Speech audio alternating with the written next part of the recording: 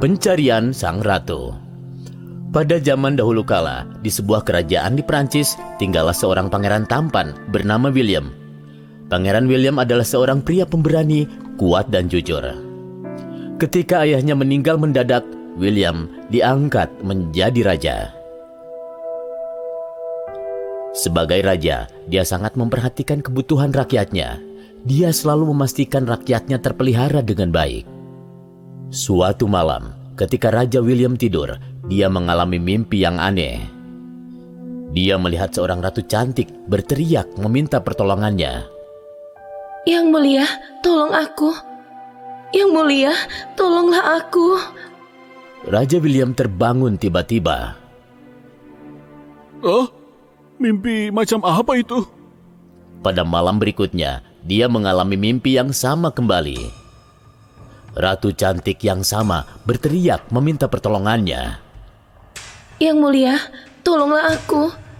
Yang mulia, tolonglah aku. Raja William kembali tersentak bangun. Mengapa aku mengalami mimpi yang berulang ini? Ini pasti bukan kebetulan semata. Mungkin ratu itu benar-benar dalam bahaya. Aku nampaknya harus menolongnya. William lalu berunding dengan menterinya Daniel. Daniel, beberapa hari ini setiap kali aku tidur, aku mengalami mimpi yang sama. Seorang ratu memanggil-manggil aku, memintaku untuk menolongnya. Aku memiliki firasat, dia benar-benar sedang dalam bahaya. Daniel, aku harus menolongnya. Tuanku, hamba sedikit bingung. Sepertinya itu hanyalah sebuah ilusi saja, Yang Mulia. Pikiran Anda dipenuhi dengan masalah-masalah rakyat. Itulah sebabnya mengapa Anda mengalami mimpi-mimpi itu. Tidak, Daniel. Bukan begitu. Lagi pula pikiranku tidak sedang mengelabuiku. Aku yakin ratu itu ada di dunia nyata dan dia benar-benar sedang memintaku untuk menolongnya. Lalu bagaimana caranya kita dapat membantu dia, Yang Mulia, sementara dia hanya muncul dalam mimpimu saja? Anda bahkan tidak tahu dari kerajaan atau daerah mana dia berasal. Bagaimana kita dapat menemukannya? Daniel, aku serahkan tanggung jawabku kepadamu sementara waktu. Aku akan mencarinya sendiri dan berusaha akan menolongnya. Daniel terkejut mendengar perkataan raja. Yang Mulia, janganlah mengejar sesuatu yang tidak ada. Nama dan tempat tinggalnya saja Anda tidak tahu. Bagaimana bisa menemukannya, Yang Mulia? William tidak mengindahkan nasihat menterinya dan pergi sendirian dalam pencarian untuk menemukan sang ratu. William memiliki pedang yang bisa mengalahkan musuh yang paling kuat sekalipun. Dia membawa pedangnya dan pergi mencari ratu. Setelah mengembara untuk waktu yang lama, dia merasa lelah. Dia duduk di bawah sebuah pohon untuk tidur dan beristirahat. Sekali lagi, dia melihat ratu yang sama dalam mimpinya. Yang mulia, engkau sedang menuju arah yang benar. Tetapi berhati-hatilah, karena di perjalananmu nanti dipenuhi banyak kesulitan dan bahaya, tuanku yang mulia. Ketika William mendengar kata-kata ratu tersebut di dalam mimpinya, dia yakin arah tujuannya sudah benar untuk bertemu sang ratu. Dia kemudian bangun dari tidurnya. Dia datang dalam mimpiku lagi. Mungkin dia bisa bicara denganku karena suatu kekuatan batin. Dia juga memberitahuku bahwa aku sedang menuju arah yang benar. Sekarang aku yakin aku harus berjalan ke arah yang mana. William melanjutkan perjalanannya ke arah yang sama. Dia mencapai hutan yang lebat dan dipenuhi binatang buas. Binatang-binatang itu begitu buas, haus darah, dan beringas. Binatang-binatang itu mencoba menyerang William untuk melahap dagingnya. William pun menggunakan pedangnya dan membunuh binatang-binatang itu.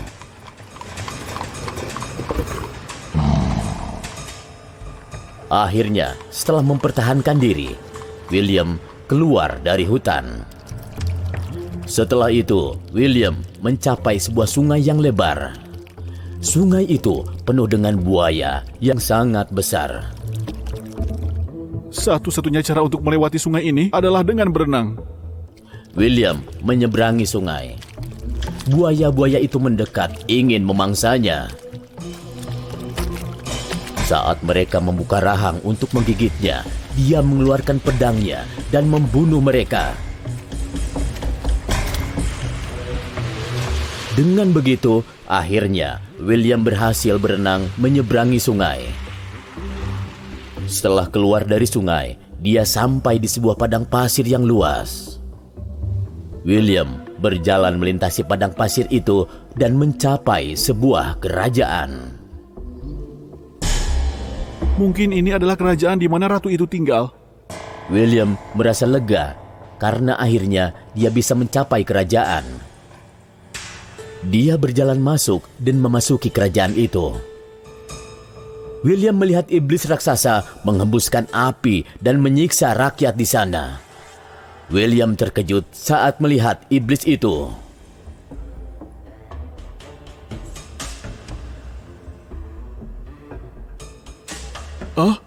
Iblis itu tampak beringas dan kejam. Aku mengerti sekarang. Ratu kerajaan ini berteriak memintaku menyelamatkannya dari iblis ini. Jika aku tidak menghancurkan iblis itu, dia akan membuat hidup rakyat di sini seperti neraka. Aku tidak punya pilihan selain membunuhnya. William berjalan ke arah iblis itu. Iblis itu ternyata bernama Luka. Luka adalah iblis yang sangat kuat dan pintar. Siapa kau? Apa kau tidak tahu siapa aku?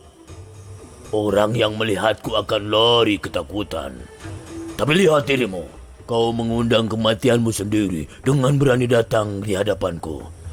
Harus kuakui, aku tidak pernah bertemu seorang pemberani sepertimu. Apa kau tidak menyayangi nyawamu sendiri?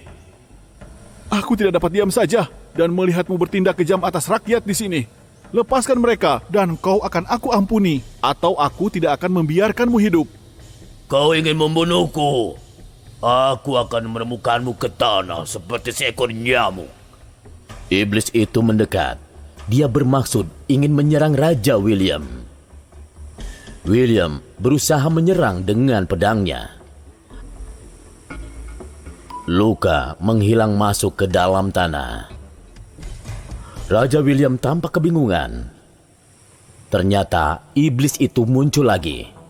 William menyerangnya kembali. Namun hal yang sama pun terjadi. Iblis itu menghilang ke dalam tanah. Yang mulia, tusukkan pedangmu sebanyak 3 kali. Tepat di atas tanah di mana iblis itu menghilang. William menghunuskan pedangnya dan menusuk ke dalam tanah 3 kali. Iblis itu pun muncul kembali. Dan William pun memenggal kepala iblis itu dengan pedangnya. Iya.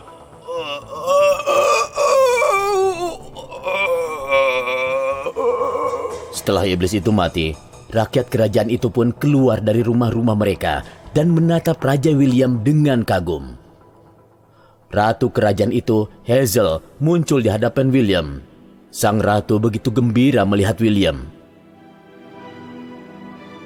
Dan begitu pun William. Dia sangat terpesona oleh kecantikan sang ratu. Yang mulia, terima kasih engkau telah membantuku dan rakyatku dengan menghancurkan iblis itu. Aku akan selalu berutang budi padamu, tuanku yang mulia. Tanpa pertolonganmu, aku tidak tahu harus bagaimana lagi. Ini bukan bantuan, sudah menjadi kewajiban bagi kita untuk membantu mereka yang membutuhkan. Mengapa Ratu memilih untuk menghubungiku dan bukan orang lain? Dan bagaimana Ratu bisa berkomunikasi denganku melalui mimpi? Yang mulia, aku bisa melakukan itu karena kekuatan batinku, tuanku. Kami membutuhkan seorang pria pemberani yang tidak akan ragu melawan iblis seperti Luka, tuanku yang mulia. Itu sebabnya aku menggunakan kemampuan magisku untuk menemukanmu, tuanku.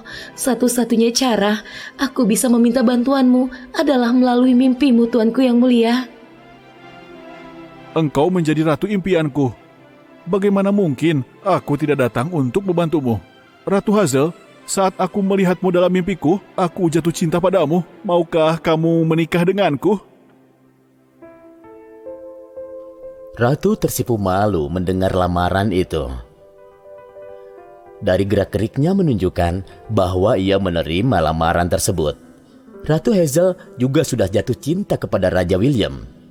Setelah beberapa hari, keduanya menikah di tengah kemegahan dan keagungan. Mereka pun hidup bahagia selamanya. Apa yang wanita inginkan? Dahulu kala ada seorang penguasa bernama Raja Bansing. Rakyat di kerajaannya sangat bahagia di bawah pemerintahannya. Dia memiliki 2 istri dan seorang sahabat yang sangat ia sayangi bernama Raja Sidraj, yang merupakan raja dari kerajaan tetangga. Suatu hari, ada seorang penguasa ambisius bernama Raja Devendra menyerang istana Raja Bamsing di tengah malam. Dengan menggunakan tipu muslihat, Raja Devendra berhasil mengalahkan Raja Bansing. Raja Bansing ditawan, diikat dengan rantai, dan dibawa di depan Raja Devendra. Raja Devendra sangat senang dengan kemenangannya. Dia menawarkan kesempatan kepada Raja Bansing. Bansing, jika kamu dapat menemukan jawaban atas pertanyaan yang akan aku tanyakan kepadamu, aku akan mengembalikan kerajaanmu seutuhnya. Jika tidak, persiapkan dirimu untuk dipenjara seumur hidup. Inilah pertanyaannya. Apa yang sebenarnya diinginkan seorang wanita? Aku memberimu waktu sebulan untuk memberikan jawabannya. Bansing menerima tawaran ini. Dia berkeliling mencoba menemukan jawabannya. Dia bertemu dengan sarjana, orang bijak, dan semua jenis wanita. Suatu hari, dia bertemu dengan seorang ibu rumah tangga dan mengajukan pertanyaan kepadanya. Bolehkah aku mengajukan pertanyaan? Tentu saja boleh. Apa yang sebenarnya diinginkan seorang wanita? Kebahagiaan seorang wanita sebelum menikah ada pada keluarga dan orang tuanya. Tetapi setelah menikah, kebahagiaannya ada pada suami dan anak-anaknya. Raja Bansing tidak puas dengan jawaban itu. Dia melanjutkan dan bertemu dengan seorang pelacur. Katakan satu hal, apa yang kamu inginkan dalam hidupmu, dan di mana letak kebahagiaan sejatimu? Aku sangat menyukai emas, perak, berlian, dan banyak permata. Kalau aku memiliki itu semua, aku merasa sangat bahagia. Raja melanjutkan perjalanannya. Dia bertemu dengan seorang wanita yang adalah seorang biarawan.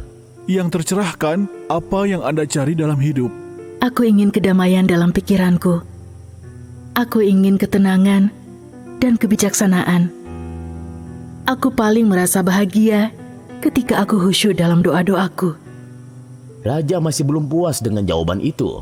Dia bertemu dengan seorang ratu dan mengajukan pertanyaan yang sama. Yang mulia, menurut Yang Mulia, apa yang sebenarnya diinginkan seorang wanita? Menjadi seorang ratu. Oleh karena itu, perlu dipahami bahwa kerajaan sangat aku sayangi. Apakah wanita tidak ingin menjalani kehidupan kerajaan seperti aku? Aku yakin setiap wanita ingin menjalani kehidupan menjadi seorang ratu. Raja Bansing bertemu dengan pelacur, pelayan, bangsawan, ibu rumah tangga, dan wanita spiritual untuk mencari tahu apa yang sebenarnya diinginkan seorang wanita.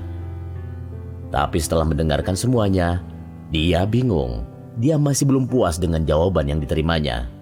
Sebulan hampir berlalu, ia masih belum menemukan jawaban yang ia cari. Dia memutuskan untuk berkonsultasi dengan sahabat lamanya, Raja Sidraj. Dia yakin temannya akan membantunya. Bansing menuju kastil Sidraj. "Kemarilah kawanku, salam untukmu. Dari apa yang aku dengar, kamu kalah dalam pertempuran dan ditawan oleh Raja Devendra, bukan? Bagaimana kamu bisa melepaskan diri dan datang mengunjungiku?" Temanku, Raja Devendra telah memberiku penawaran untuk membebaskanku dan mengembalikan kerajaanku. Aku harus menemukan jawaban atas pertanyaannya. Itu pun dalam hitungan 1 bulan. Sekarang batas waktu 1 bulanku hampir habis. Namun aku belum dapat menemukan jawaban atas pertanyaannya. Aku yakin kamu dapat membantuku. Temanku, ada seorang penyihir wanita yang tinggal di kerajaan tetangga. Dia sangat bijaksana dan tahu jawaban untuk setiap pertanyaan. Mungkin dia bisa menjawab pertanyaan kamu juga. Raja Bansing menemani Raja Sidraj untuk menemui penyihir itu. "Wahai penyihir hebat, kami sedang dalam masalah. Kami jauh-jauh datang ke sini untuk mendapatkan jawaban sebuah pertanyaan."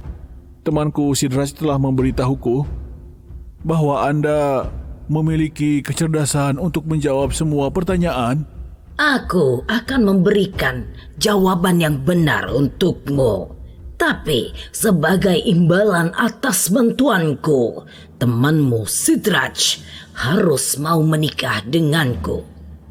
Penyihir itu tidak hanya tua, tapi juga sangat jelek. Mulutnya berbau busuk dan gigi busuk muncul dalam senyum jahatnya saat dia memandang Bansing. Tidak, aku tidak bisa menghancurkan kehidupan teman dekatku hanya untuk sebuah kebebasan dan kerajaanku. Persahabatan membutuhkan pengorbanan. Tidak bisakah aku membuat pengorbanan kecil untuk kehidupan sahabatku sendiri? Aku bersedia menikah dengan penyihir ini jika itu berarti kamu mendapatkan kerajaanmu kembali.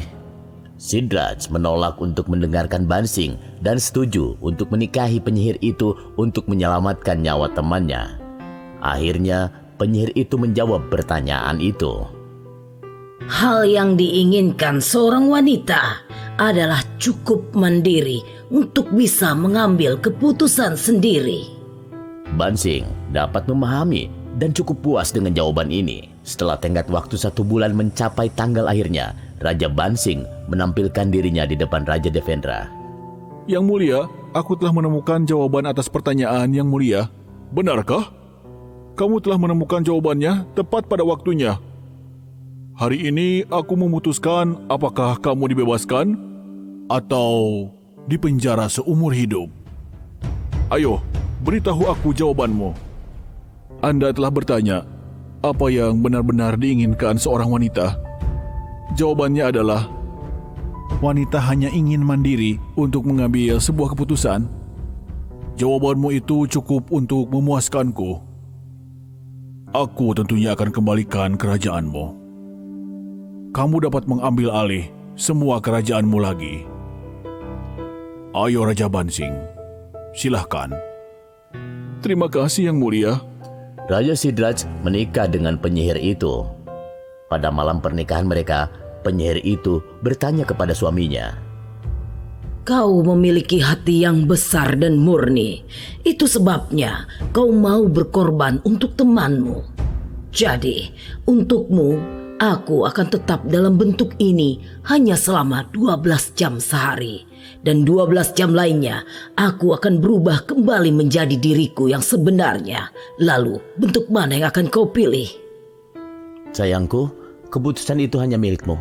Aku telah menerimamu sebagai istriku. Aku akan menerima apapun pilihanmu. Setelah mendengar jawaban itu, penyihir itu berubah menjadi wujud aslinya. Dia berkata, Karena kau telah membiarkanku untuk mengambil keputusan diriku sendiri, aku telah memutuskan untuk selalu tetap dalam bentuk asliku seperti ini. Dan ini adalah diriku yang sebenarnya. Aku tidak jelek, aku wanita yang cantik.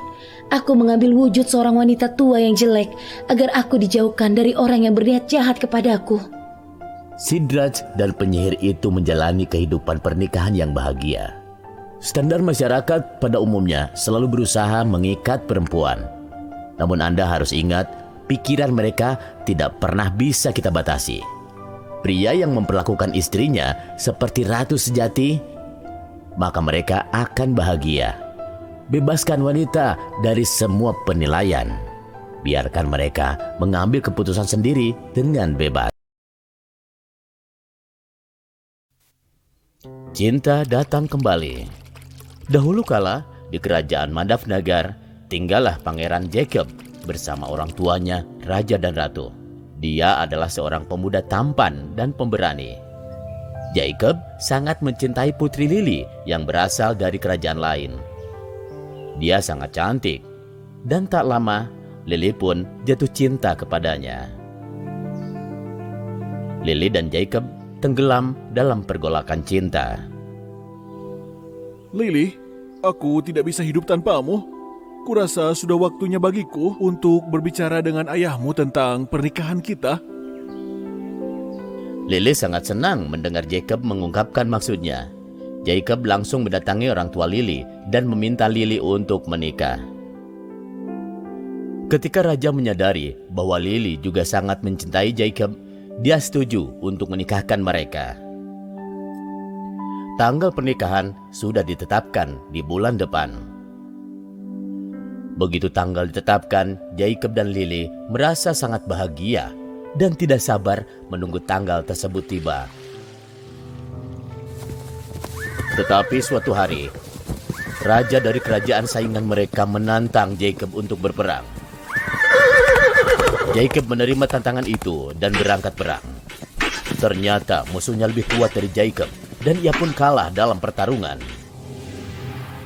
Setelah kalah, Jacob melarikan diri untuk menyelamatkan nyawanya. Dia melompat dari tepi jurang ke sungai untuk melarikan diri.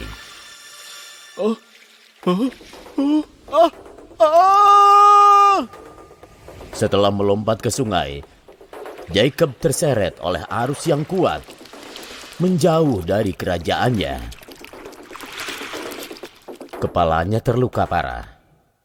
Dia terbaring tak sadarkan diri di tepi sungai. Seorang nelayan dan istrinya bersama putri mereka tinggal di sebuah rumah di dekat sungai. Putrinya kebetulan sedang berjalan di tepi sungai ketika dia melihat Jacob terbaring di sana. Ketika dia menyadari ada darah di kepala, dia dengan cepat menopang Jacob di bahunya dan membawanya pulang. Gadis itu bernama Nora. Ayah, aku menemukan pria ini tergeletak di dekat sungai. Dia tak sadarkan diri. Aku rasa kita harus menolongnya. Orang tua Nora senang melihat putrinya begitu baik hati dan suka menolong. Tapi mereka sudah tua, mereka tidak sanggup merawat pria itu. Nora menyanggupinya, ia membalut kepala Jacob dan merawatnya. Setelah beberapa waktu, sang pangeran sadar kembali. Ketika dia melihat sekelilingnya, dia tampak kebingungan. Siapa aku? Bagaimana bisa aku ada di sini? Kenapa aku tidak bisa mengingat apapun? Ketika Nora dan orang tuanya mendengarnya, mereka tahu pria itu telah kehilangan ingatannya. Jangan takut. Aku menemukanmu di tepi sungai dalam keadaan terluka. Aku membawamu pulang dan membalut lukamu. Akhirnya kau sadar kembali. Aku rasa kau baik-baik saja sekarang. Apa kau benar-benar tidak mengingat apapun? Bagaimana kau bisa ada di sungai dalam keadaan seperti itu? Tidak, aku tidak ingat apapun. Aku bahkan tidak tahu bagaimana aku bisa sampai ada di dekat sungai. Semua tampak kabur bagiku sekarang. Jangan khawatir, mulai sekarang ini adalah rumahmu. Dan mulai saat ini juga aku memanggilmu John. Sejak hari itu, Pangeran Jacob yang kehilangan ingatannya tinggal di rumah Nora. Nora merawat sang pangeran dengan sangat baik. Dia memasak makanan lezat khusus untuknya. Sementara itu, setiap hari Lily menangisi Jacob yang tidak pernah kembali dari perang. Dia tidak mau makan ataupun minum.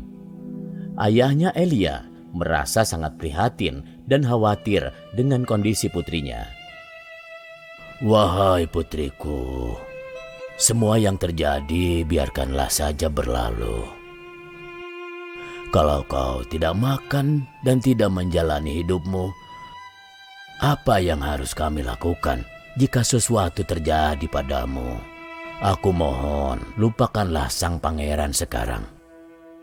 Dia sudah meninggal dan tidak ada harapan dia akan kembali. Aku mohon, lebih baik kau memulai hidup yang baru. Tidak, ayahku. Aku tidak akan mungkin melupakan Jacob seumur hidupku. Dia satu-satunya cinta sejatiku. Aku tidak akan sanggup melupakannya. Ayah, aku yakin suatu hari nanti Jacob pasti akan kembali. Aku tidak percaya dia sudah meninggal, ayah. Dia pasti kembali. Sampai saat itu tiba, aku akan menjalani hidupku hanya dengan mengenangnya dan menantinya, ayah.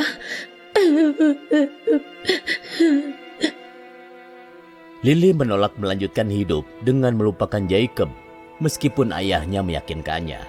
Dia terus menunggu Jacob kembali. Di sini, Pangeran Jacob sering menghabiskan waktu bersama Nora, menggunakan nama barunya John. Setiap hari, dia pergi ke hutan bersama Nora untuk memotong kayu bakar. Mereka kemudian pergi ke sungai untuk menangkap ikan. Jacob menghabiskan sepanjang hari bersama Nora.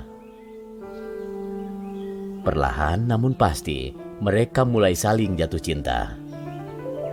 Nora seorang yang baik hati dan jujur. Suatu hari, ketika Jacob pergi ke hutan bersama Nora untuk memotong kayu, dia memanjat pohon. Tiba-tiba, dia terpeleset dan terjatuh dari pohon.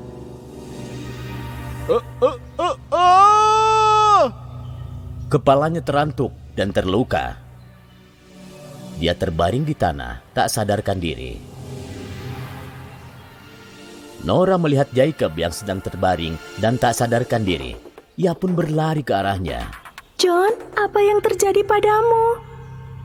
Nora dengan cepat memercikkan air ke wajah Jacob.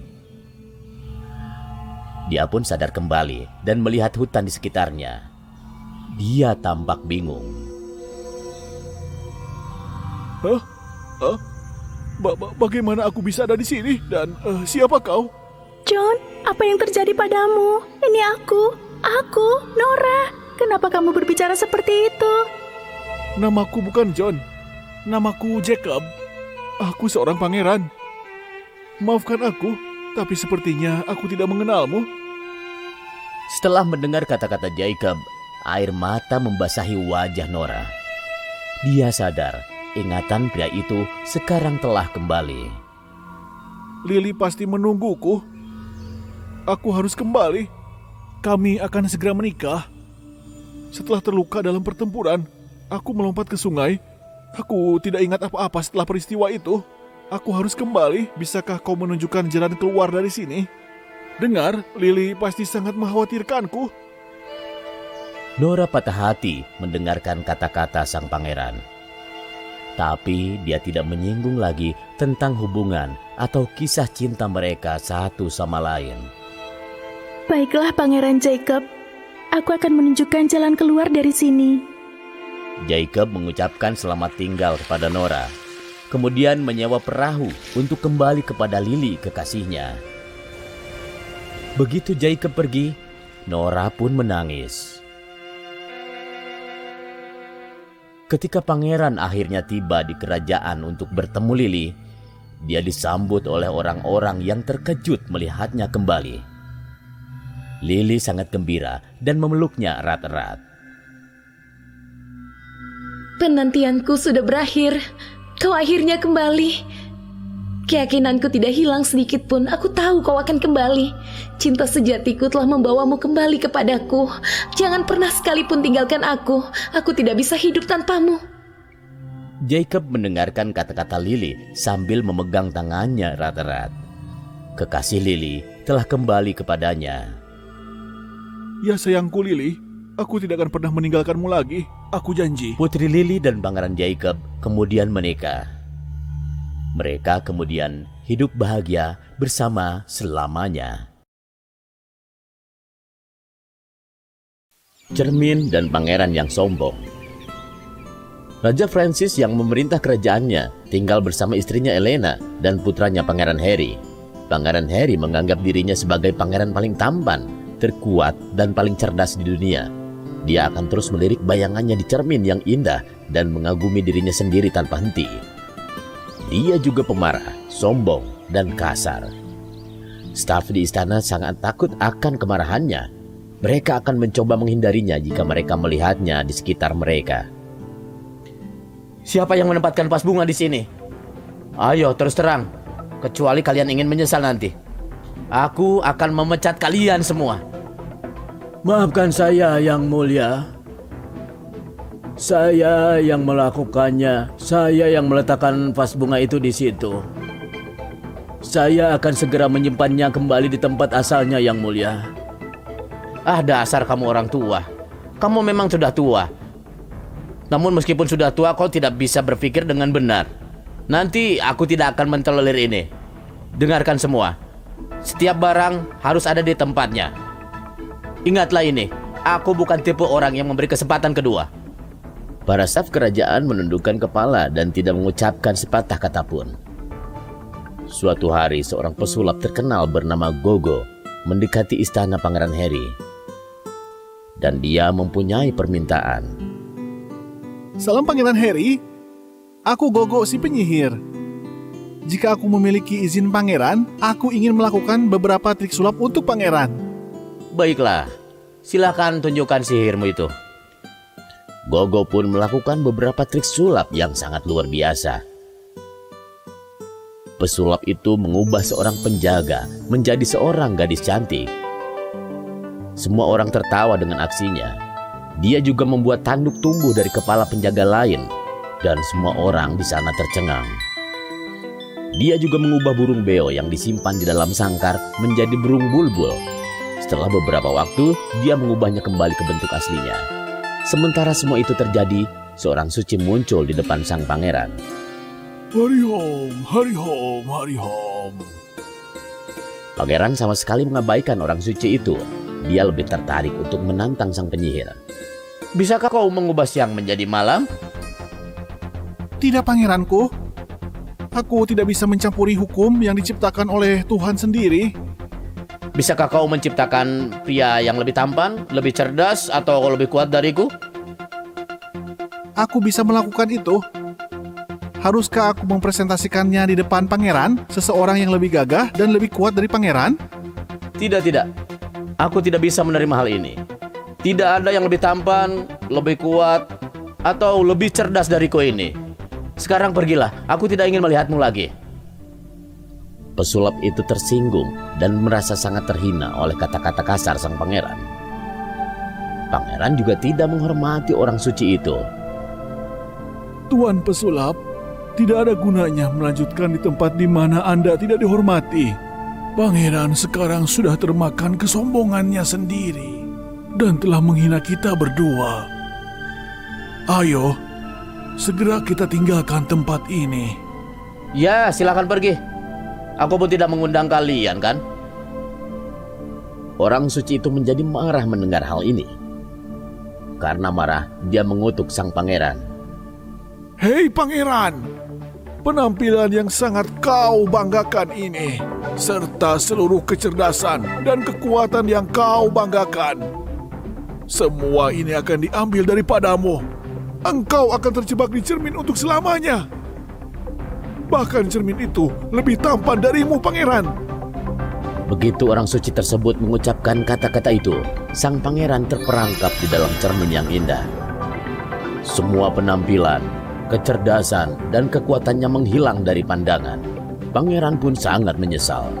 Wahai Tuan, tolong maafkan aku. Sekarang aku mengaku salah. Aku melakukan kesalahan besar. Aku mohon Tuan, tolong tarik kembali kutukanmu, Tuan. Atas nama pangeran, kami semua meminta kepada Anda, mohon dimaafkan kesalahan pangeran kami. Tolong ambil kembali kutukan berat ini, tuanku. Dan sekarang orang suci itu pun sudah tenang. Dengar semuanya, aku tidak bisa mengambil kembali kutukan itu. Tapi aku bisa menebus kesalahan ini. Jika di masa depan, ada seorang wanita baik hati yang tidak tahu tentang kutukan itu, lalu dia jatuh cinta padanya di cermin, dia akan kembali ke wujud aslinya. Jika hingga hari itu tak kunjung datang, dia akan terus terjebak di dalam cermin untuk selamanya. Orang suci dan pesulap itu pergi. Pangeran yang sombong terbaring, terperangkap di dalam cermin. Menteri dengan hati-hati menyimpan cermin tersebut di tempat yang aman. Meski dia terjebak di cermin, sang pangeran tidak terlihat oleh kebanyakan orang. Raja merasa sedih dengan kejadian ini dan dia merindukan putranya. Putraku yang aku sayangi, aku yakin kamu merasa sengsara terperangkap di cermin ini. Kamu bahkan tidak bisa mengekspresikan emosimu. Raja mencoba memajang cermin untuk dilihat oleh banyak putri. Tapi mereka semua membuang muka dengan kecewa. Tidak hanya raja dan ratu, tetapi semua pejabat istana juga patah hati dengan apa yang terjadi dengan sang pangeran. Mereka tidak dapat menemukan cara untuk melepaskan sang pangeran dari dalam cermin. Suatu hari, Raja Francis mengunjungi sahabatnya, Raja Albert. Dia membawa cermin kesayangannya bersamanya. Dia tinggal di istana Raja Albert sebagai tamu. Dia telah menempatkan cermin di tempat yang aman. Ketika pelayan Raja Albert, Sarita, sedang membersihkan kamar, dia melihat cermin dan mulai membersihkannya. Ada cahaya khusus yang memancar dari cermin.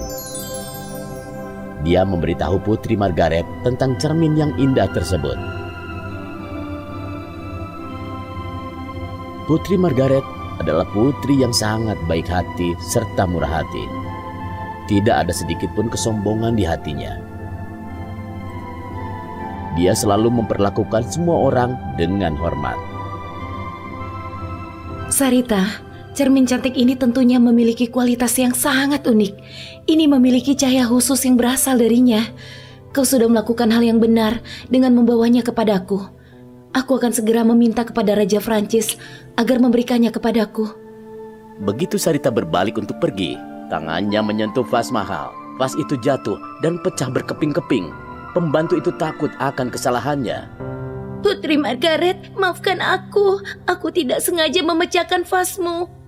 Sarita, tidak apa-apa. Kita akan mendapatkan vas yang baru. Semoga kau tidak terluka. Tidak, Putri, aku tidak terluka. Kau sangat baik. Pangeran menyaksikan semua ini dari dalam cermin. Hatinya luluh melihat sang putri menunjukkan sikap pemaaf, adil, dan baik hati terhadap orang lain. Dia merasa berubah pada saat itu. Dia malu dengan perilaku masa lalunya. Cahaya terang terpancar dari dalam cermin. Karena Margaret adalah jiwa yang murni, dia bisa melihat dan mendengar sang pangeran di cermin. Halo Putri Margaret, dirimu benar-benar memiliki hati yang baik, penuh kasih dan sangat tulus. Aku berharap bisa menjadi sepertimu. Pria yang kamu pilih sebagai pasang hidupmu pasti akan menjadi lelaki yang sangat beruntung. Pangeranku, aku yakin kau juga memiliki sifat yang baik. Kau dapat memenangkan banyak hati dengan kekuatan pikiran dan hatimu yang tulus. Wahai putri, bisakah aku memenangkan hatimu? Ya, kau pasti bisa. Aku bisa merasakan perubahan yang terjadi di hatimu. Maukah kau menerimaku sebagai pendamping hidupmu? Tentu saja, aku pasti menerimanya. Margaret terkesan dengan kata-kata Pangeran Harry dan dia langsung menyukainya. Wahai putri, kamu telah melepaskanku dari cermin ini dan juga kutukan yang mengerikan.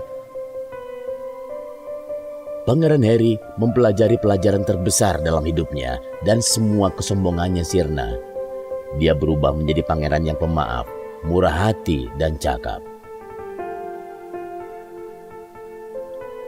Pangeran Harry dan Putri Margaret menikah dan mereka hidup bahagia selamanya.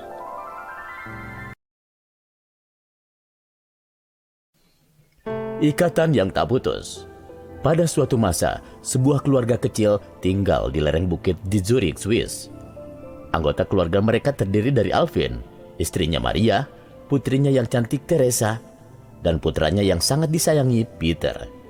Kedua anak ini, Teresa dan Peter, diberkahi dengan penampilan yang menawan. Mereka memiliki rambut keriting yang lembut, mata lebar bercahaya, serta wajah yang menyenangkan. Orang-orang sering berhenti dan menatap wajah mereka. Kakak, ada tikus di kakimu. Ya ampun, kau mengerjaiku lagi. Kau tidak bosan menggangguku? Kakak, aku kan cuma bercanda aja. Kau benar-benar membuatku takut.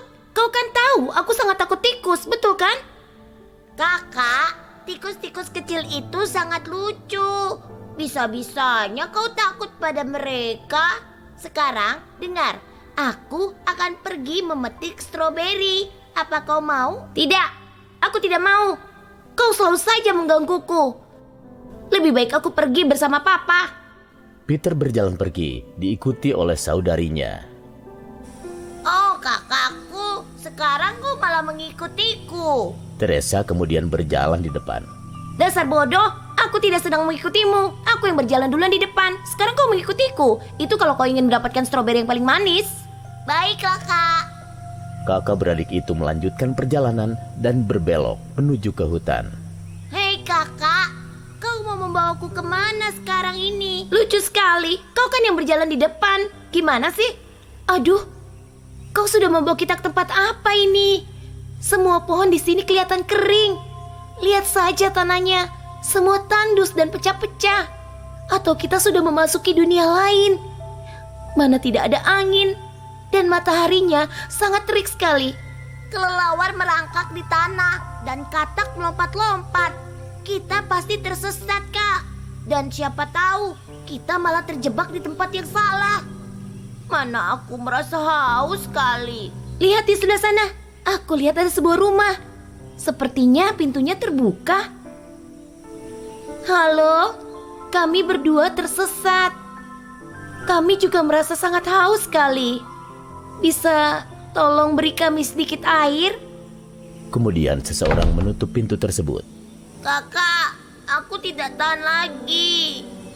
Aku sangat haus. Tolonglah aku. Teresa mengetuk pintu itu 3 kali. Tidak ada yang menjawab. Kedua anak itu putus asa. Peter kemudian duduk di atas tanah. Demi Tuhan, tolong bukakanlah pintunya. Aku tidak bisa melihat adikku menderita seperti ini. Pintu terbuka dan seorang wanita berjalan keluar. Siapa kalian berdua? Bagaimana kalian bisa sampai di sini? Ini tempat yang sangat terpencil. Ibu, kami kakak beradik dan kami berdua tersesat. Adikku sangat kehausan, Bu. Tolonglah kami, Bu. Berilah kami air. Wanita itu mengambil air dan memberikannya kepada Peter. Nampaknya Peter sangat kehausan.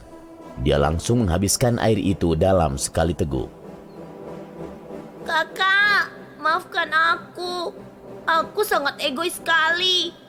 Aku meminum air itu semua.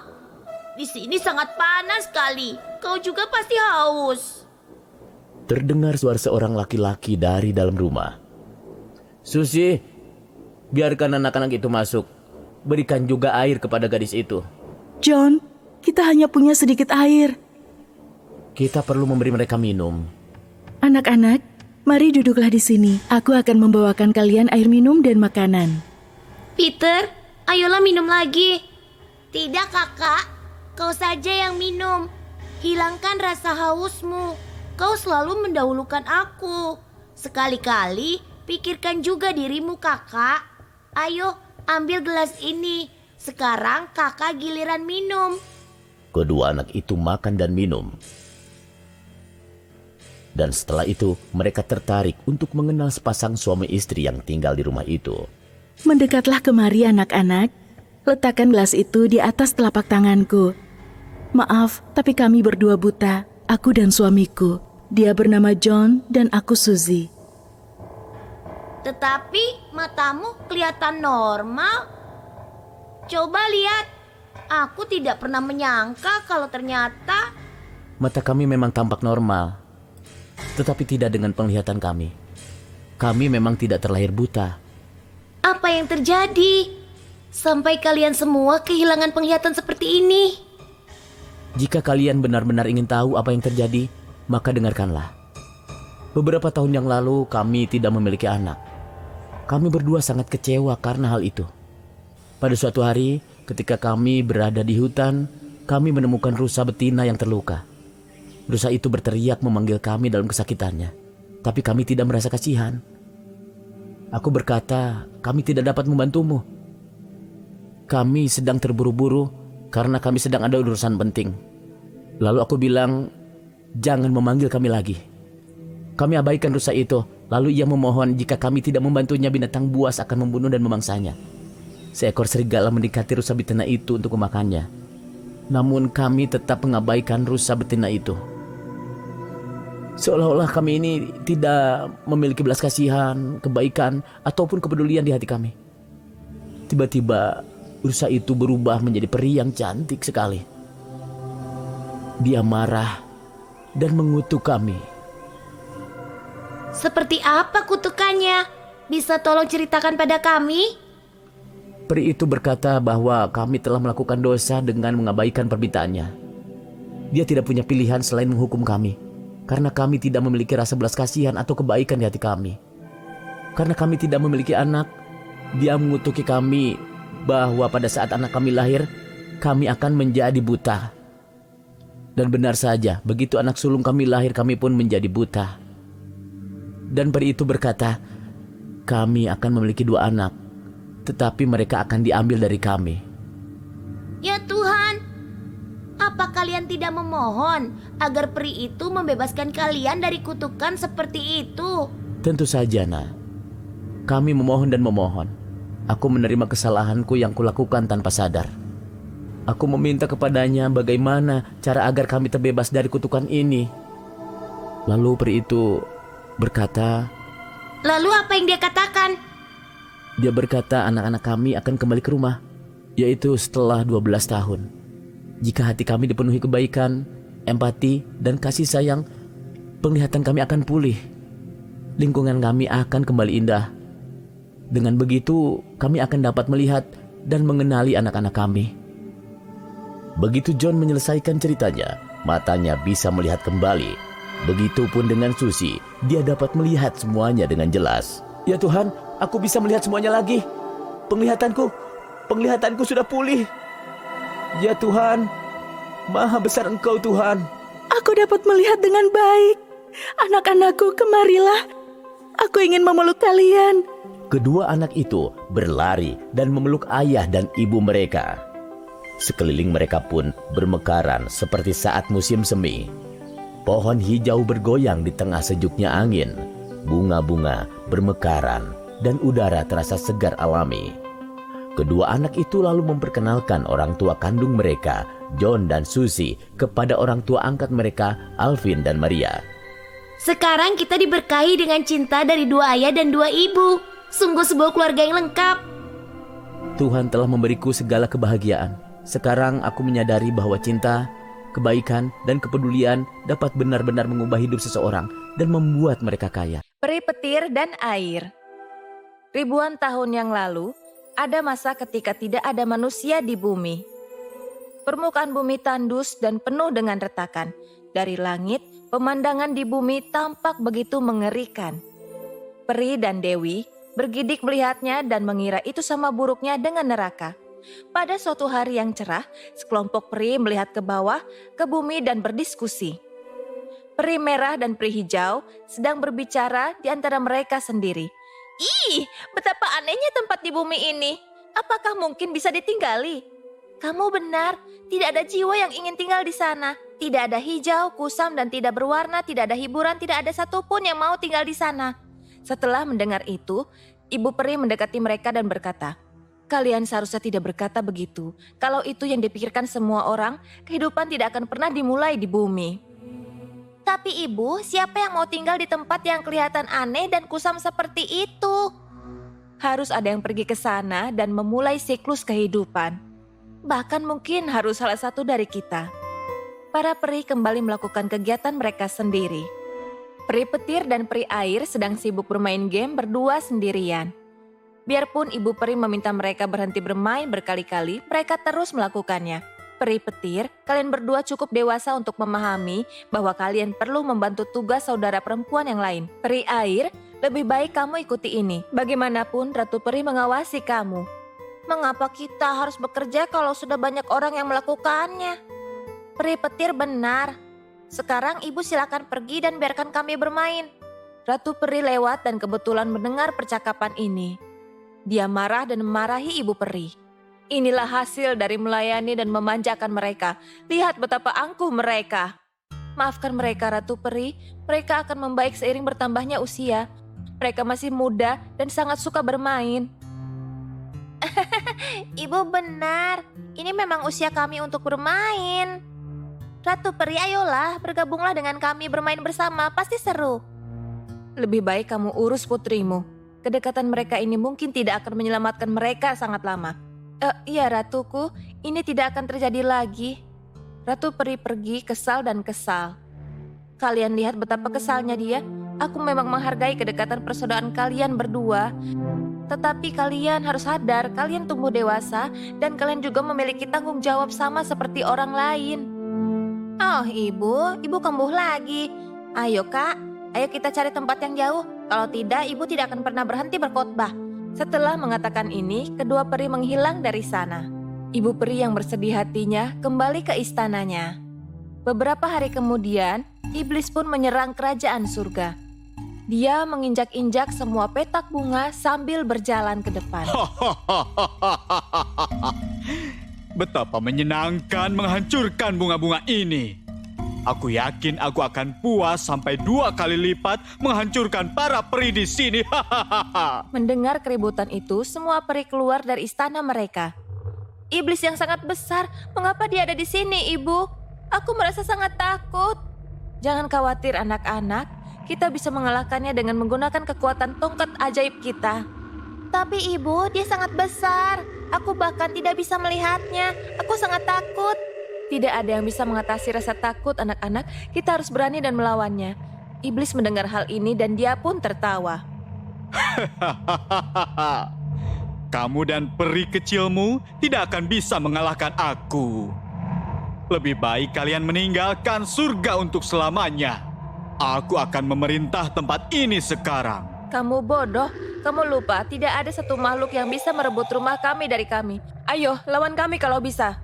Pertempuran pun dimulai antara sang iblis dan para peri. Setelah beberapa saat, lelah melawan iblis, para peri melemah dan mulai pingsan. Apa yang terjadi peri kecil? Itu yang terbaik yang bisa dilakukan kekuatan magismu? Kami tidak akan pernah membiarkan kamu menang. Ini rumah kami dan akan selalu menjadi rumah kami. Mendengar teriakan perang, Ratu Peri bersama peri lainnya segera bergegas keluar dari istananya. Pertarungan sekarang dimenangkan berkat kekuatan magis Ratu Peri yang luar biasa. Ketika Ratu Peri tahu bahwa peri petir dan peri air tidak hadir untuk membantu dalam pertempuran, dia menjadi sangat marah besar. Sekarang, apakah kalian paham? Terlepas dari seringnya peringatanku, keduanya gagal. Sekarang mereka tak akan selamat dari kutukanku. Tolong jangan lakukan itu. Aku mohon padamu Ratu Peri.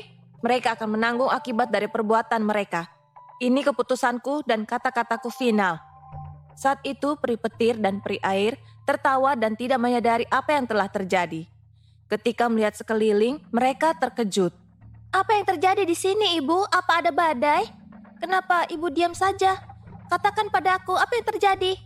Kalian akan segera merasakan badai. Kalian berdua akan dihukum karena kesalahan kalian. Tapi kami tidak melakukan kesalahan apapun. Mengapa dihukum? Mendengar ini, Ibu Peri mulai menangis. Tidak, tolong maafkan mereka Ratu Peri. Nanti mereka akan berperilaku lebih dewasa. Mereka pasti akan dihukum. Dan inilah hukuman mereka. Mulai hari ini dan seterusnya, kedua saudara perempuan ini dipisahkan. Selamanya peri air akan hidup di bumi. Peri petir akan tinggal di sini di surga. Tapi dalam pengasingan, jauh dari peri lainnya. Mendengar ini, semua peri mulai terisak. Maafkan kami tidak akan pernah mengulangi kesalahan kami. Kutukanku tidak bisa ditarik lagi. Ini hukuman agar kalian menderita. Sejak hari itu, peri air mulai hidup dan mengalir di bumi. Sementara peri petir tinggal di surga, merasakan kesepian dan juga sunyi. Setelah dipisahkan, kedua kakak beradik ini selalu menangis. Suatu hari, peri petir memberitahu ibu peri. Ibu, aku sangat merindukan kakakku hari ini. Bagaimana dia bisa bertahan hidup di bumi yang mengerikan itu? Semua peri, termasuk ibu peri, memohon dengan sangat dan berkali-kali kepada Ratu Peri. Ratu Peri, kita juga seorang ibu. Tolong pahami kesedihan ibu peri yang lain. Maafkan kedua peri itu, aku mohon. Ratu Peri, mohon berbelas kasih. Maafkan mereka, kita semua merindukannya. Aku telah berbuat salah. Dalam kemarahanku, aku menghardik kemudaan dan kepolosan mereka. Sayangnya, aku tidak bisa mengambil kembali, tapi aku bisa mengurangi kadarnya. Bagaimana? Setiap kali peri petir sangat merindukan saudara perempuannya, dia akan diizinkan turun ke bumi dan menjadi satu dengan peri air. Cinta kedua saudara ini begitu menyentuh dan juga emosional. Awan pun akan menitikkan air mata pada mereka. Terima kasih. Kami selamanya berterima kasih padamu untuk itu. Dan begitulah seterusnya. Siklus air yang menyambar petir dan menjadi satu dengannya dimulai hari itu. Awan meneteskan air mata terpesona cinta dua saudara ini, maka bumi pun tidak lagi tandus. dilimpahi dengan hijau dan makhluk hidup akhirnya menyebutnya rumah yang indah. Si kodok dan si belalang. Suatu ketika, dua sahabat hidup dalam hutan hujan Amazon. Nama mereka si belalang dan si kodok. Mereka bersahabat baik, tapi mereka tak pernah mengundang ke rumah masing-masing dengan alasan apapun. Suatu hari, mereka duduk di tepi danau. Si belalang dan si kodok berbaring telentang, bersisian, menatap langit. Hari yang indah. Ya, benar. Apa kau sering kemari? Sesekali. Aku lebih sering ada dalam sumur. Ya, aku tidak suka sumur. Terlalu gelap. Datanglah sesekali untuk mengunjungiku. Aku punya ide. Datanglah ke sumur untuk makan malam. Istriku akan menyiapkan masakan istimewa. Aku akan menyalakan lilin. Kumohon katakan ya. Ya tentu, mengapa tidak? Baik, aku harus pergi mempersiapkan semuanya. Sampai nanti. Setelah si kodok pergi, si belalang terus menatap langit biru, memikirkan akan pakai apa malam nanti. Malam itu, si belalang tiba di sumur. Ada lilin menyala. Si kodok duduk di meja dan istrinya menyambut si belalang. Silakan masuk, Pak Belalang. Rumah yang bagus, Bu Kodok. Terima kasih, sayang, temanmu datang. Suruhlah dia masuk. Silakan duduk di meja makan. Makan malam siap. Si belalang dan istri si kodok telah duduk di meja makan. Aku senang kau datang. Rumahmu bagus dan tidak terlalu gelap seperti dugaanku. Oh, tidak. Biar aku nyalakan lilin. Wah, kau baik sekali. Terutama karena aku tidak suka di tempat gelap. Aku sudah cuci kaki depanku. Kau lakukanlah yang sama. Ada baskom air di sana. Oh, baik. Si belalang mencuci kaki depannya dan membuat suara nyaring. Sobat, tidak bisakah kau tidak bersuara? Si belalang duduk di meja dan berusaha makan tanpa menggesek kaki depannya. Tapi itu mustahil. Kau menggesek lagi. Diamlah. Aku tidak bisa makan dengan berisik begitu. Maafkan aku, sobat. Sayang, sikapmu kasar. Si belalang jadi marah. Aku tidak bisa makan. Lagi pula, aku tidak lapar. Oh, tapi... Maaf ya, Pak Belalang. Oh, tidak apa-apa, Bu Kodok. Begini saja, datanglah ke rumahku besok untuk makan malam. Aku akan senang. Maafkan aku, tapi aku punya acara lain besok malam. Acara lain apa? Ingatkan, aku berjanji untuk menjaga kecebong-kecebong adikku besok malam. Oh, iya. Aku lupa itu. Aku akan datang sendirian saja. Si belalang berdiri dan melambai pamit. Jangan terlambat. Tentu tidak. Si belalang pergi dan si kodok meneruskan makan malamnya. Keesokan harinya, saat makan malam, si kodok melompat ke rumah si belalang. Oh, aku merasa tidak enak. Kemarin malam aku kasar pada temanku. Aku salah memperlakukannya seperti itu. Begitu aku tiba di sana, aku akan minta maaf. Si kodok tiba di rumah si belalang. Wah, kau tepat waktu. Halo, sobat. Aku datang lebih awal karena aku ingin bilang. Si belalang menyela si kodok. Jangan bicara lagi. Mari masuk, ikutlah makan malam. Tapi aku ingin mengatakan sesuatu. Si belalang menyela si kodok lagi. Makan malam bakal dingin. Aku sudah mencuci kaki depanku. Ada baskom air di sana, jadi kau bisa mencuci kakimu juga. Oh, bagus. Aku sudah lapar. Si kodok melompat ke baskom air dan cuci kaki. Lalu, ia melompat kembali ke meja. Ups, kau harus cuci kaki lagi. Kenapa? Aku salah apa? Karena melompat di tanah membuat kakimu kotor lagi. Si kodok melompat kembali ke baskom. Ia mencuci kakinya lagi. Lalu, melompat kembali ke meja. Kelihatannya lezat. Berhenti! Apalagi? Tolong jangan ambil makanan dengan kaki kotor. Ayo, cucilah lagi. Kodok jadi marah. Kau tidak mau aku makan bersamamu. Kau tahu persis aku harus menggunakan semua kakiku untuk melompat. Aku tidak bisa kalau itu jadi tidak kotor saat melompat dari baskom ke meja. Kau yang mulai kemarin malam.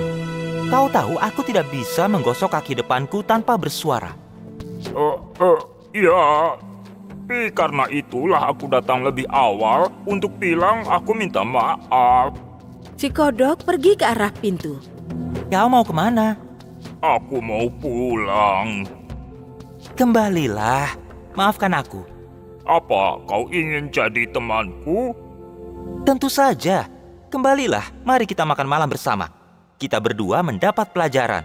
Kau harus menerimaku apa adanya, dan aku akan menerimamu apa adanya. Si kodok duduk di meja dan mereka berdua mulai makan.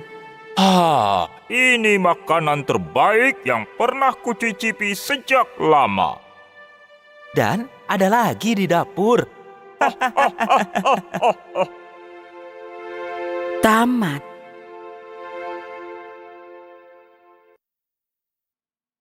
Jika Anda menyukai cerita ini, tekan suka dan langganan channel kami. Tekan tombol like on untuk mendapat informasi terbaru dan jangan lupa untuk berkomentar.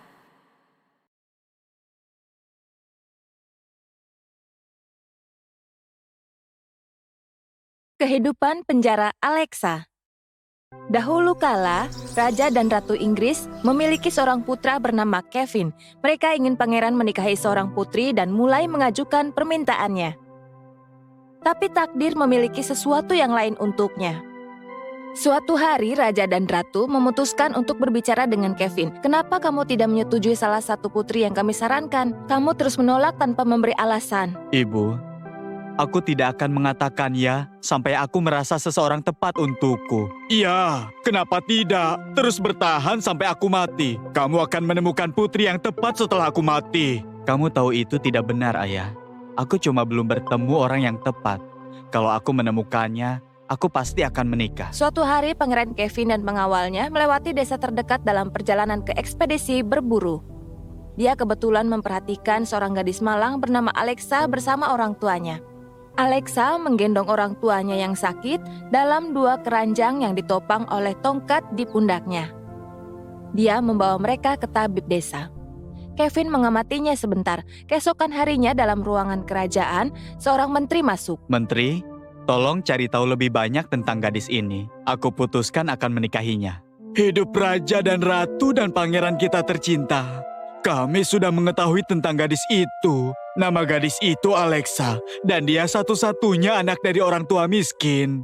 Orang tua sama sekali tidak merawatnya dengan baik. Pangeran melihat ketika Alexa membawa orang tuanya ke tabib setempat. Terima kasih atas informasinya, Menteri. Ibu, Ayah, aku ingin menikahi Alexa dan bukan orang lain. Apakah kamu sadar, Pangeran Kevin? Dia tidak akan pernah bisa mengimbangimu. Kamu seorang pangeran dan dia cuma orang miskin. Ayah, kalau aku benar-benar menikah, itu cuma untuk dia. Tolong kalian berhenti saling berdebat. Dia adalah putra dan pewaris kita satu-satunya. Biarkan dia memenuhi keinginannya. Keesokan harinya, Ratu dan Pangeran Kevin tiba di rumah Alexa dengan membawa lamaran pernikahan. Mereka sampaikan lamarannya kepada keluarga. Orang tua Alexa terkejut dan enggan karena perbedaan kelas yang sangat besar di antara mereka. Tetapi akhirnya mereka pun terpaksa setuju juga. Kalau aku setuju dengan pernikahan ini, siapa yang akan menjaga orang tuaku setelah aku pergi? Alexa, tolong jangan khawatir. Akan jadi tanggung jawabku untuk menjaga kesejahteraan mereka. Mereka tidak akan pernah mengalami penderitaan apapun bahkan setelah kita menikah. Sang ratu melipat tangannya dan bertanya kepada orang tua Alexa, "Apa berarti kalian mau menerima lamaran kami?" Orang tua Alexa juga melipat tangan dan menundukkan kepala. "Kami tidak bisa meminta yang lebih baik. Putri kami sangat beruntung. Semuanya akan terjadi seperti yang kalian inginkan." Akhirnya Pangeran Kevin dan Alexa pun mengadakan pernikahan kerajaan. Bidan kerajaan adalah salah satu tamu. Saat melihat Alexa, dia membuat ramalan. "Hidup raja dan ratu." Hatiku hancur akan mengatakan ini, tapi aku harus. Alexa akan menjadi penyebab di balik kematian Pangeran Kevin. Mendengar ini, Ratu mulai terisak dan berkata, "Apa yang kamu katakan? Tolong tarik kata-kata yang tak menyenangkan itu kembali. Tolong bilang ini tidak benar." Kamu tidak melihat betapa tepatnya pilihan sang pangeran. Dia telah mengundang kematiannya ke istana. Aku tidak percaya semua omong kosong ini. Ibu, aku telah bersumpah pada Alexa sampai maut memisahkan kami. Tolong jangan sembrono pangeranku. Ramalanku tidak pernah gagal dan selalu menjadi kenyataan. Tolong hati-hati. Setelah perdebatan panjang yang melelahkan, Kevin setuju untuk menahan Alexa di sebuah pondok yang terletak di sudut pekarangan kerajaan. Dia percaya dengan cara ini dia selalu bisa mengawasinya. Lalu suatu hari, Tolong, selamatkan aku dari ular ini." Kevin mendengar tangisannya dan bergegas keluar istana untuk menyelamatkannya. Ya Tuhanku, apakah aku begitu terikat dengan janjiku hingga aku tidak bisa melindungi istriku sendiri dari bahaya? Alexa menatap ular itu dan gemetar ketakutan. Jangan takut. Aku tidak akan menyakitimu dengan cara apapun juga. Aku cuma butuh sedikit ruang di pondokmu ini. Percayalah, aku tidak akan menyakiti kamu. Baiklah, kalau itu masalahnya kamu bisa tinggal di sini. Lagi pula aku sudah tinggal sendiri cukup lama. Alexa dan ular mulai hidup bersama secara harmonis. Alexa merawat ular itu setiap hari dan memberinya makan. Suatu hari pada kesempatan festival ular, Alexa berdoa kepada ular itu, meminta suaminya panjang umur dan sehat kembali. Alexa, kamu sangat naif. Kamu berdoa untuk suami yang bahkan tidak peduli sama sekali kepadamu. Tidak, itu tidak benar sama sekali. Kalau tidak peduli, dia tidak akan menjaga aku begitu dekat dengannya. Tolong berkati aku agar aku selalu memiliki dia sebagai suamiku. Hari-hari berlalu, hingga suatu hari terjadi wabah penyakit di kerajaan tersebut. Seluruh penduduk kerajaan terserang penyakit, termasuk raja, ratu, dan juga pangeran Kevin. Syukurlah Alexa selamat dan tidak tertular penyakit itu. Ketika dia mengetahui tentang mereka yang terbaring di tempat tidur, dia dipenuhi dengan kesedihan. "Tuan ular, aku harus pergi ke istana untuk merawat keluargaku." Wahai Alexa, apakah kamu lupa tentang janji itu? Aku masih ingat janji itu, tapi aku tidak bisa melupakan di mana tugasku berada. Dan saat ini mereka membutuhkan aku. Tidak ada pelayan untuk merawat mereka di istana. Aku percaya kepada Tuhan. Alexa pergi ke istana dan mulai merawat raja, ratu, beserta dengan Kevin, hingga mereka sehat kembali. Mereka pun pulih. Raja dan ratu menyesal atas perilaku masa lalu mereka. Mereka pun berembuk. Kita telah berbuat dosa dengan tidak mengakui sifat tanpa pamrihnya yang sebenarnya. Baik raja maupun ratu menyadari kebodohan mereka. Mereka pun meminta maaf kepada Alexa. "Maafkan kami, Nak. Kami dibutakan oleh cinta kami kepada putra kami." "Tidak, Ibu. Yang lalu biarlah berlalu. Kalian tidak perlu meminta maaf." Ular itu mendekati mereka dan di hadapan mereka, ia tumbuh berkali-kali lipat. Semua orang melihatnya dengan ketakutan. Ular itu pun berbicara. Nah, apa kamu melihatnya? Lihat tanggapannya terhadap kamu yang merendahkannya. Kalau bukan karena dia, tidak ada dari kalian yang akan lolos dari kematian. Masih ada waktu untuk membuka lembaran baru. Setelah berkata demikian, ular itu pun menghilang. Jadi apa moral dari cerita ini? Bahwa nasib bisa dibalik oleh perbuatan baik yang kita lakukan.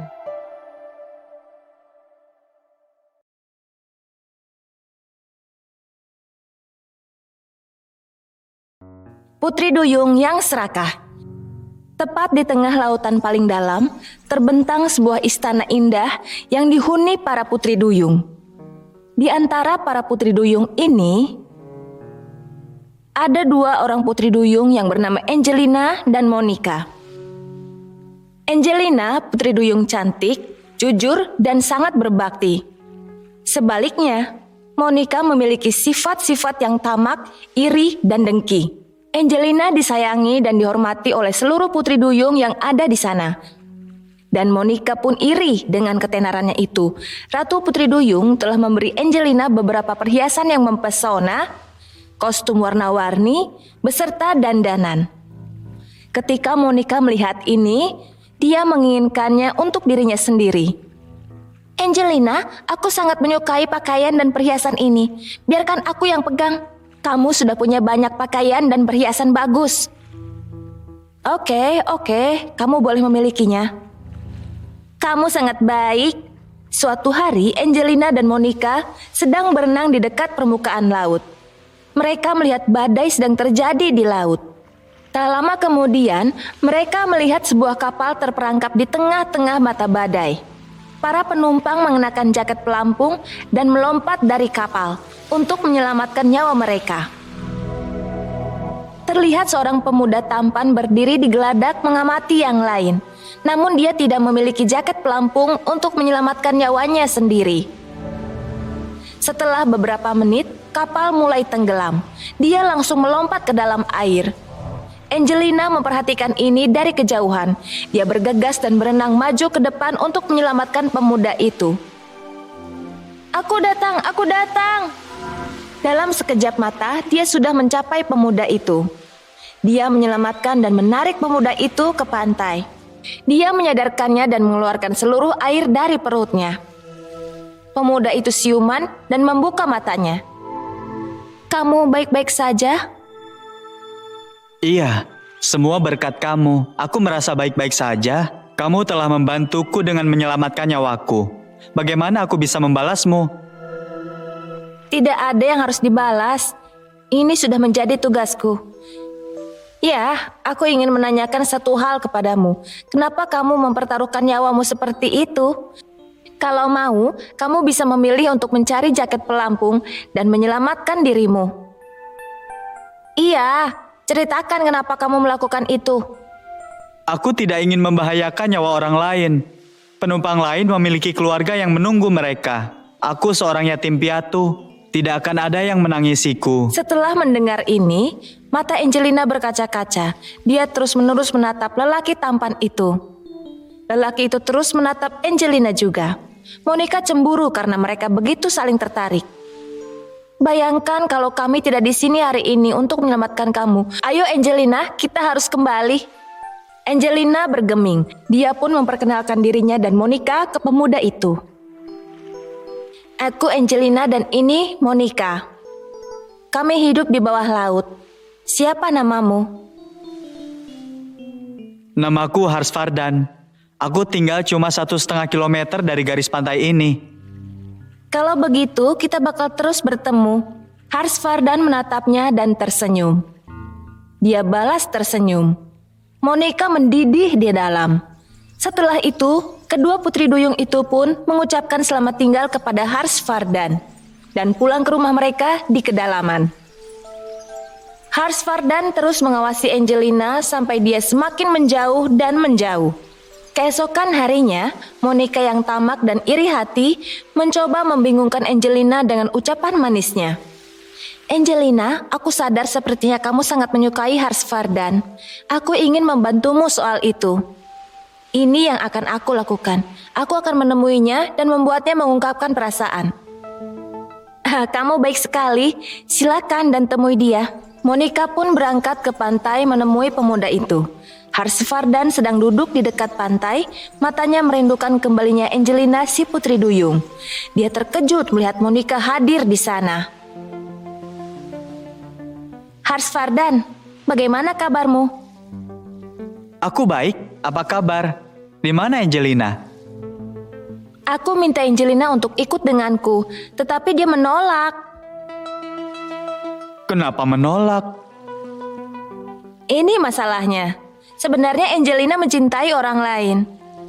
Akan lebih baik kalau kamu menghapus dia dari pikiranmu. Harsfardan sedih. Dia tidak menanggapi omongan Monica. Tapi dalam hati, dia tidak bisa menerima kenyataan ini. Jangan berkecil hati, kamu masih muda dan tampan dengan pemikiran yang begitu mulia. Gadis manapun pasti jatuh cinta kepadamu. Kamu lelaki yang baik. Harsfardan pun patah hati. Dia berdiri dan mulai berjalan pergi. Pesona Monica tidak manjur padanya. Monica pun kembali ke istana. Monica, cepat katakan padaku, apa kamu bertemu Harsfardan? Ya, aku memang bertemu dia. Apa yang dia katakan? Apa katanya? Dia bertanya tentang aku? Bagaimana aku mengatakannya dengan halus? Dia tidak mencintaimu. Dia jatuh cinta dengan orang lain. Lebih baik kamu menghapus dia dari pikiranmu. Setelah mendengar ini, Angelina merasa kebingungan. Dia tidak bisa mempercayai omongan Monica sama sekali. Matanya dipenuhi air mata dan dia bergegas keluar dari istana. Beberapa hari berlalu, Harsvardan dan Angelina sama-sama merasa sedih dan kehilangan. Keinginan Monica untuk menjadikan Harsvardan miliknya semakin bertambah setiap hari. Harsvardan masih duduk di tepi pantai, berharap Angelina akan datang suatu hari nanti. Dia ingin mendengar kebenaran darinya secara langsung. Suatu hari ketika Harsvardan sedang duduk di tepi pantai dan tengah tenggelam dalam pikirannya, Monica mendekatinya, diikuti pula oleh si Angelina. Ketika melihat Angelina, ada percikan kembali di mata pemuda itu. Wajahnya berseri-seri dengan cinta lagi. Harsvardan, bagaimana kabarmu? Anehnya masih hidup, masih menunggu hatiku sembuh. Bisa aku bertanya sesuatu padamu? Tanya saja. Siapa gadis beruntung yang mampu mencuri hatimu itu? Kamu. Tapi kamu... Angelina memegang tangan Harsvardan. Wajah Monica mengungkapkan kekecewaannya. Rencananya telah gagal. Harsvardan juga menyadari fakta ini. Hari-hari Angelina dan Harsvardan bermekaran dengan cinta dan kegembiraan ketika mereka bersatu untuk selamanya. Monica kecewa dengan dirinya sendiri. Sifatnya yang tamak dan egois telah membuatnya kalah. Pesan moral dalam cerita, keserakahan selalu membawa kerugian besar. Mencoba mencuri milik orang lain adalah sebuah dosa. Ratu yang tak sabaran. Pada suatu ketika, di sebuah kerajaan yang jauh, Raja Robert hidup bersama istrinya tersayang Ratu Maria. Robert dicintai oleh seluruh kerajaan karena baik hati, tetapi istrinya sangat dibenci karena ia sangat tidak sabaran. Kau terlalu lama mengepang rambutku. Maafkan aku yang mulia, tapi gaya rambut ini sangat sulit dilakukan. Berani sekali kau bicara padaku seperti itu. Cepat tinggalkan istana ini. Oh Maria, kenapa kau begitu? Dia sudah berusaha. Ia tidak cukup cepat. Kau harus sabar sayang. Dalam waktu sesaat, ketidaksabaran ratu akan menghancurkan kedamaian dan raja yang malang dengan segera akan mencoba memperbaiki masalah yang ia timbulkan. Ini Maria, aku punya sesuatu yang sangat kau suka. Bunga lili. Kesukaanku, berikan padaku sekarang. Raja Robert bertanya-tanya bagaimana cara membuat istrinya mengerti untuk bersabar. Suatu hari, Raja sedang berada di halaman istana memikirkan Maria. Aku tidak mengerti.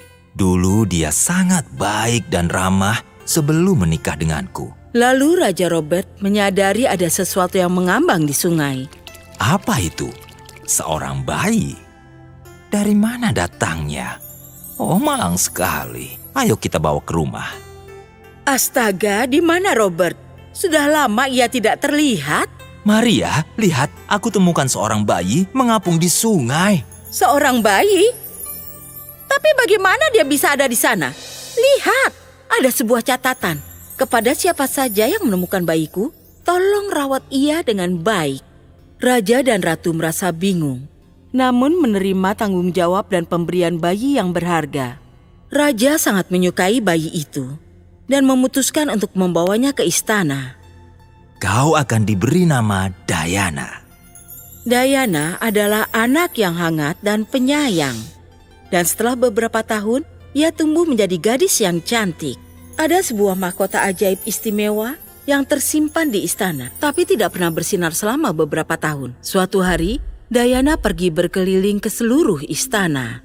Menyusuri banyak ruangan, ia mendatangi menara terlarang. Wow, tempat ini tinggi sekali. Oh, pintu besar apa ini? Ia mendekati dan mendorong pintu yang misterius. Oh, ini berat sekali. Mengapa ada sebuah mahkota di sini? Saat ia berjalan mendekat, mahkota tiba-tiba mulai bersinar. Sebaiknya aku beritahu ayah dan ibu tentang ini. Diana, ayah sudah bilang agar menjauh dari sana. Tapi ada sebuah mahkota di sana dan mahkotanya bersinar. Bersinar? Bersinar? Oh, kalau begitu ayah ikut senang untukmu. Aku tidak mengerti. Akan ayah jelaskan jika kau sudah dewasa. Sementara raja merasa senang, ratu merasa marah akan mahkota itu. Malam itu, ia pergi menyelinap keluar istana dan pergi menemui seorang penyihir yang ia kenal. Jangan khawatir, yang harus kau lakukan adalah memasangkan cincin ini pada jari suamimu. Sihir di dalamnya akan membuatnya membenci Diana. Maria mengangguk, lalu segera meninggalkan tempat itu. Esoknya, ia memasangkan cincin itu di jari sang raja. Keesokan harinya, saat mereka terbangun, Ayah, ibu, aku membuat kue untuk kalian.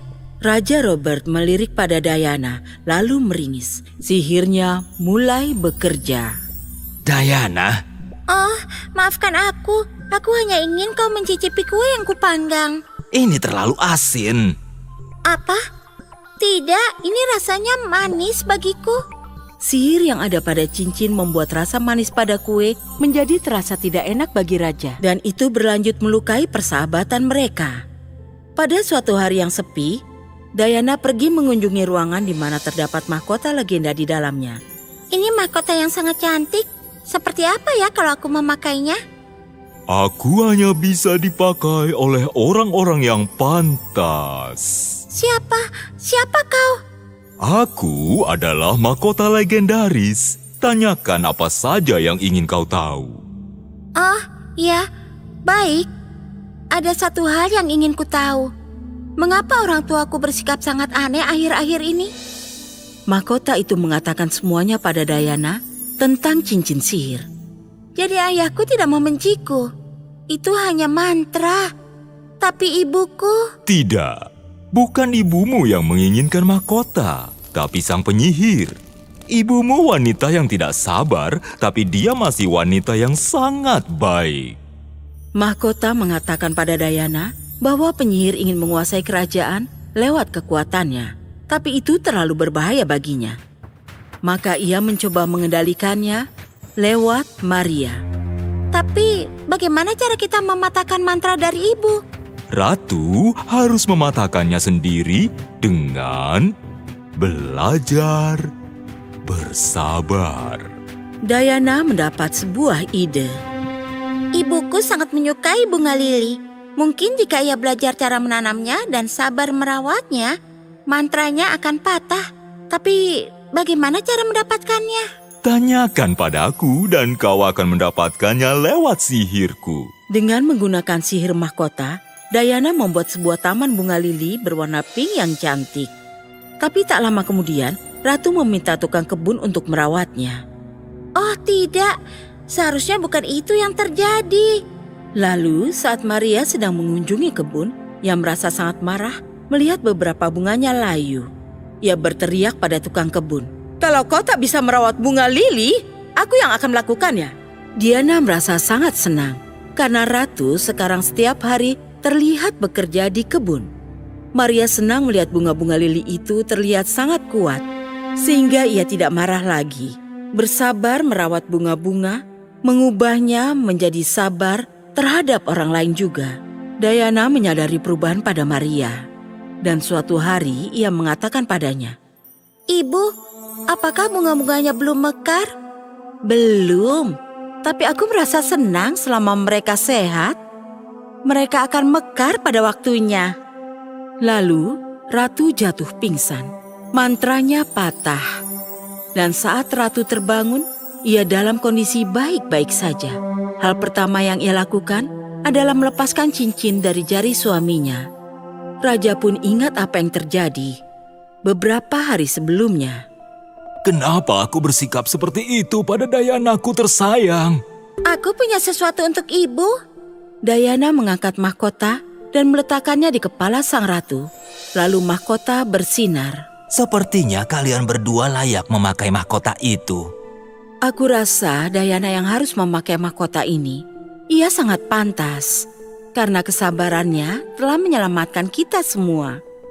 Dan lalu kerajaan menjadi tempat yang penuh kegembiraan lagi. Raja sangat senang melihat hal ini. Diana terus bersikap baik seperti sebelumnya.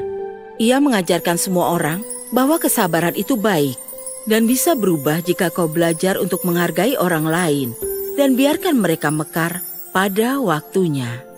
Selesai.